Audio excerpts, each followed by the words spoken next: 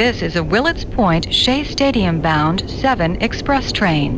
The next and last stop is Willets Point, Shea Stadium. When it comes to Pete Alonso, are you concerned at all that really no one wanted to take him? Was it just because of the money? Is there other things that you think are involved in this? It's a little weird to me that a guy like Pete Alonso, a prolific power hitter, although his averages have been low and he's been swinging at balls in the dugout and all that stuff, that has not changed. But a guy of his standing as a first baseman, probably one of the top 5 available ones, has really not had a market. Like, is that concerning, you think?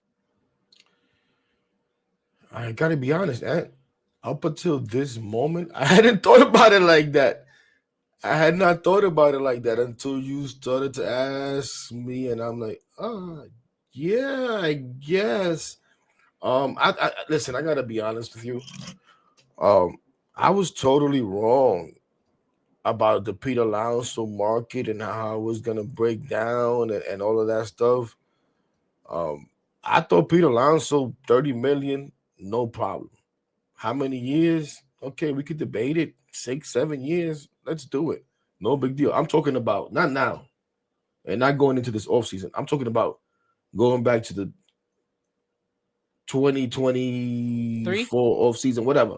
Well, you Yeah, remember Joe 2023. Sherman did post that in midway through 2023 that the Mets had offered him. This was under Epler.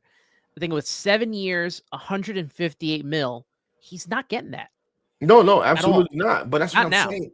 Like I was up there like, okay, he's not Aaron Judge, but home run wise he is, whatever. Boom. And then in discussions with people on and on and on, people kept telling me like, no, like look at the first base market, and I wasn't thinking about it like that. I was ignorantly not thinking of it like that. And then when I started looking at first baseman and how they were handled, and you look at the Prince Fielders and how he got his contract and what happened since then, and then Pujols and and I was like, okay, maybe people are right, but still, I said if Pete goes out there and has himself a good walk year, he should still be able to get close to 30 million, 27, 28 million a year, 6 years, you know? Yeah. But no, man, and I don't know if it's because I think it's partially because obviously now throughout baseball, everybody has the same information. Everybody's going off of pretty much the same projections and the same numbers and all of that good stuff. So there's no trickery really involved. Um, I think these teams set a value on these players. I think, um,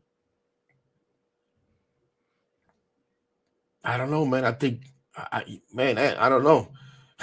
Worried. I don't know if I'm worried. I want Pete back. Pete is a flawed player. Peter's a flawed player. Listen, if you told me the Mets pulled off a trade for Vladdy Guerrero when we got off this podcast during this podcast, tomorrow, whatever, am I going to be upset? No. Do I think that's realistic? No. Do I want to sit around and wait to see if maybe we could sign Vlad Guerrero in the offseason? Not necessarily. Do I want to bring in Alex Bregman, which I'm sure we'll get into, and move Mark Vientos to first base and move on from Peter Lazo that way and have like kind of a stopgap that way in hopes of getting Vlad? No. Do I want to overpay Peter Alonso? No. But I think that Peter Alonso is still a good player. I think Peter Alonso now with a guy like Juan Soto in the lineup would hopefully, I know it's sophomore year and let's see how Mark Vientos, but with a Mark Vientos, a better Brandon Nimmo now hopefully figuring out a balance. And there's a lot of ifs, right? But these are our guys. I just think Peter Alonso could be better. But I don't know. I'm at a loss as to why his market is broken down the way that he has. I know people say he's not going to age well, but I mean, listen, what contract ages well? And I know obviously he's in his 30s, but this is a guy that plays damn near 162 games every single year. I don't see the signs of breaking down. Now you want to tell me he's slowing down? I don't know. Yeah, his numbers have declined every year. Yeah, I can't dispute that. Yeah, I wonder if teams were looking back and like, if we give this guy a 6 or 7 year deal like he wants, will we be regretting this like a Chris Davis deal? Or at the end of Ryan Howard's deal, is it going to be that bad? And I think it has scared away a lot of teams from trying to sign him. It's so crazy that him, as well as a guy like Anthony Santander, we have really heard nothing about this offseason. I have heard nothing about Anthony Santander either. And it's like, I was oh, thinking about would that the before Mets we be got on. signing him if they don't get Juan Soto? And like, oh, nothing has been talked about him. So you have to like wonder about some of these players. What is the issue? I don't know who's his agent. I don't know if it's Scott Boras or not, but we know Scott Boras likes to drag things along. But I don't. Pete did not play this well. I'll tell you that he did not play this market very well, and now it's dried up. And Carlos makes a good point here. I think Pete is looking at the same numbers as Mania: 3 years for 75 mil or 4 for 100. He's not getting more than 25 mil. Probably. My max for him was 5 years at around 27 and a half AAV. I would have not gone any higher than that. Well, isn't that what Freeman gets 27, isn't it? Is it Freeman that gets 27 or Olsen or one of those guys?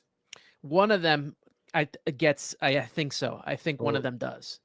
But now you have to go off of, because he's not a Freeman, and yeah, he's closer to probably Olsen, but not really.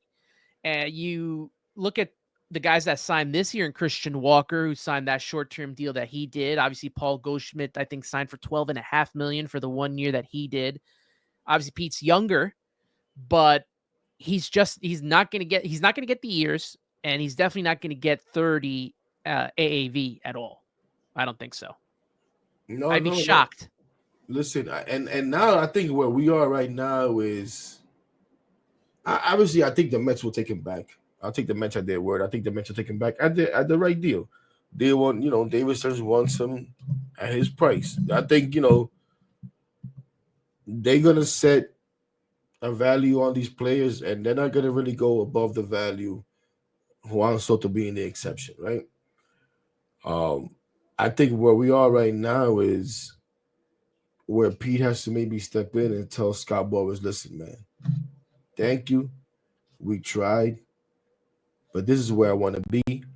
And rather than go somewhere else and take a prove it deal or take a 3-year deal with an opt out and all of that nonsense, go get me the best deal you can get with the Mets. I'll suck it up. I still want to be there. Listen, I don't know how you feel, man, but I was even thinking maybe we give Pete a 3-year deal with an opt out after 1 year. Go ahead, try to prove it again, Pete. I don't think he should try that again because I think he's shown that maybe that kind of pressure is not good for him. I don't want to say he can't handle pressure because, darn it, he hit a pretty damn clutch home run. Is he clutch consistently? No, but that was clutch. I'm sorry, that was clutch. And we got to play a lot of games because of it. Um, but is Pete gonna be able to suck up his pride a little bit? Or I mean, I don't know how Pete feels. I'm just saying, and say, you know what, this is where I've always wanted to be. It didn't work out the way I wanted it to, but hey, what the heck? I feel I like just he want to come really back. doesn't have a choice at this point. And that's He another thing. has he has blown basically all his leverage.